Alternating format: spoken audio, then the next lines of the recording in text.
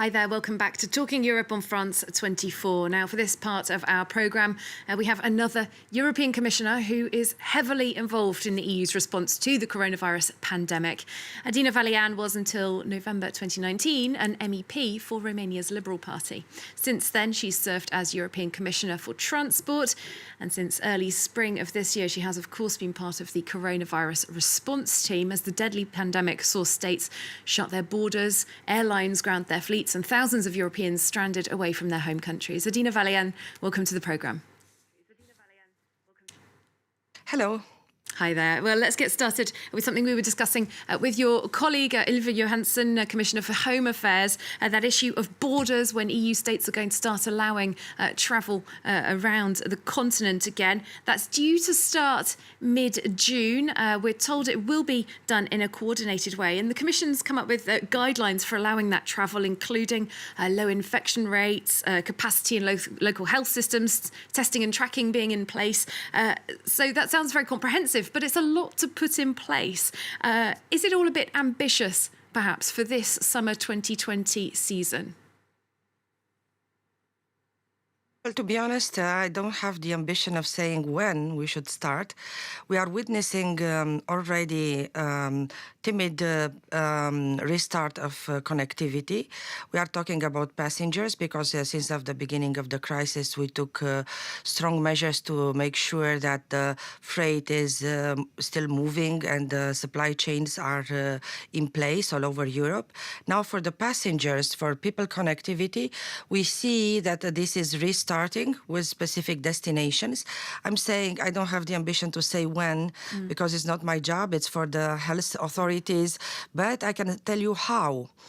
Because in the guidelines you have mentioned, we from transport, we put in place some recommendations on how the transport should be organized to minimize the risk, because we cannot guarantee 100% safety as long as the virus is there, but we imagined for each transport mode what should be in place in order to minimize the risk for people to get infected. Well, on those guidelines, I had a look through them. They include things like limiting the amount of people who are crowding together, airlines providing masks to passengers for every 4 hours of the flight, physical distancing on board planes, very different from how we've known travel over recent years, of course, the era of low-cost flying. The International Air Transport Association has publicly opposed a number of these ideas, very concerned about the bottom line, of course. Is there any way of actually enforcing them? Well, our recommendations are per mode. There are some specificities for each transport mode. For airlines, since you mentioned them, we worked together with EASA, the European Safety Aviation Agency, and the CDC, the Center for Control of Disease, which are experts in how to organize in a safe way the aviation sector and the transport of people. Social distancing is recommended, but it's not compulsory in airplanes. But wearing a mask and making the best of disinfectants and trying not to move around in the aircraft during the flight, these kind of things are of better use. Social distancing or the physical distancing, to be more correct, it's not obvious to be insured in an aircraft. And the aircrafts, they do have some safety features which makes them different than other modes. I'm talking about the filtering systems and also the way the air conditioning is organized in an airplane, which is a vertical flow instead of horizontally, how it is usually in other transport modes. Air traffic has been down by around 90% during the virus pandemic period on the same period a year before. We've been talking about these measures that the Commission is proposing. They will, of course, cost money to the companies that bring them in. Do you believe it's likely that some airlines might actually not recover from the shock, might actually go bankrupt? we are monitoring the economic situation. We stepped in to help through regulation, and I can remind you that we stepped in immediately, for example, relieving the obligation on the airport slots for aircrafts. We put in place for air cargo recommendations, and even we helped member states to take steps to ease the economic burden on the airplanes. Now, through the state aid measures, a lot of companies are being helped by the member states, because we changed the framework in order to make it easier for member states to help the companies in distress. And nowadays, the Commission proposed the new Generation EU budget as a part of the future multi-annual financial framework. And through this one, we have chapters in which we can imagine how a company in economic distress due to a pandemic can be helped through loans or recapitalization at European level, there where a member state, let's say, does not have enough fiscal space to help a company themselves directly.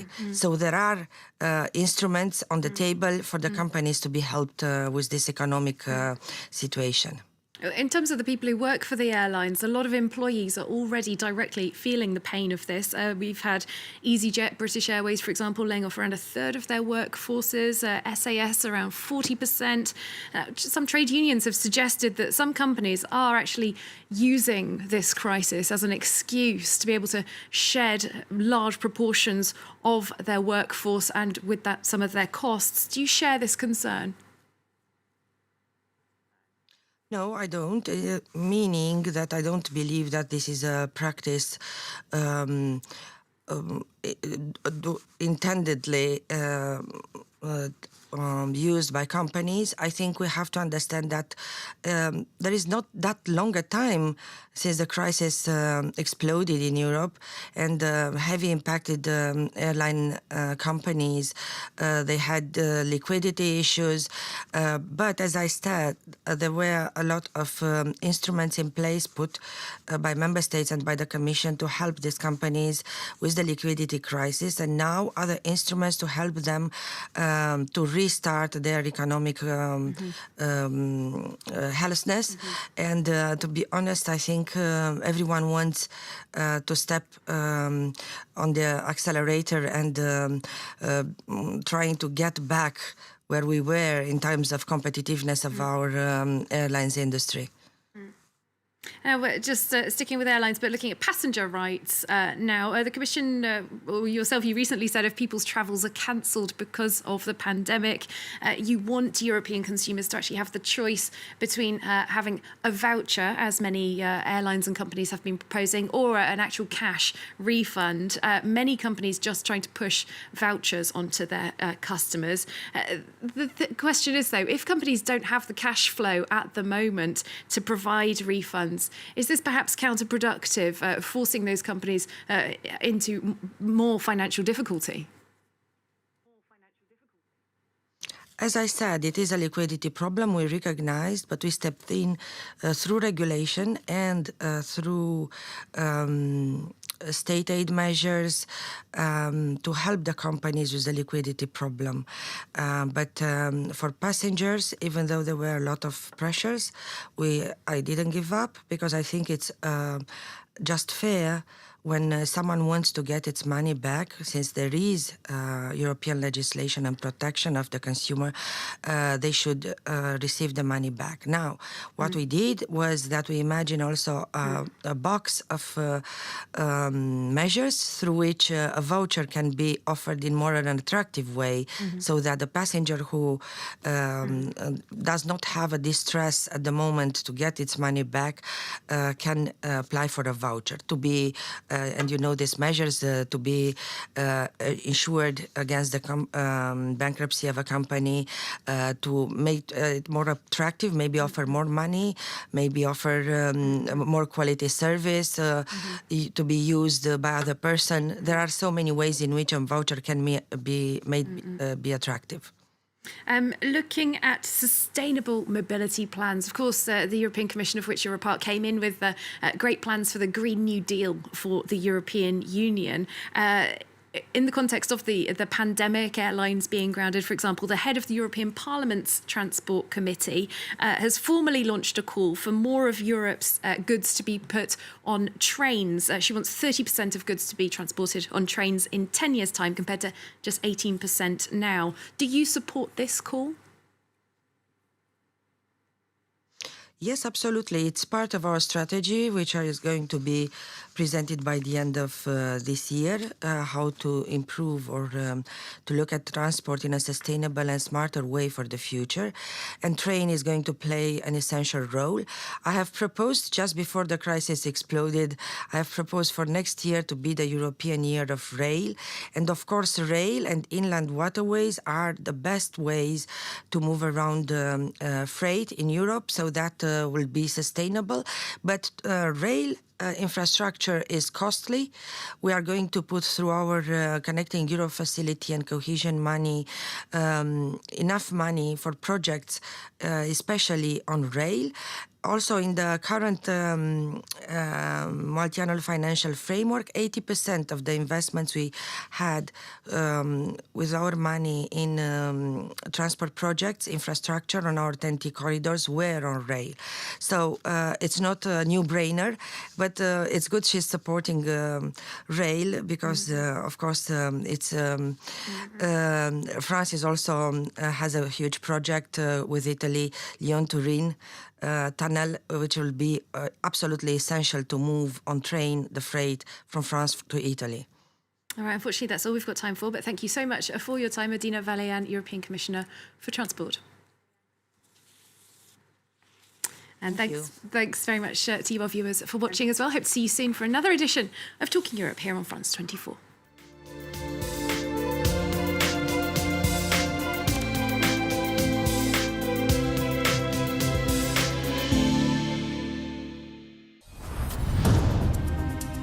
We'll take you to Cameroon, South Africa, Kenya, Tunisia, and here in Madagascar to have a closer look at how Africa is trying to cope with the COVID-19 pandemic.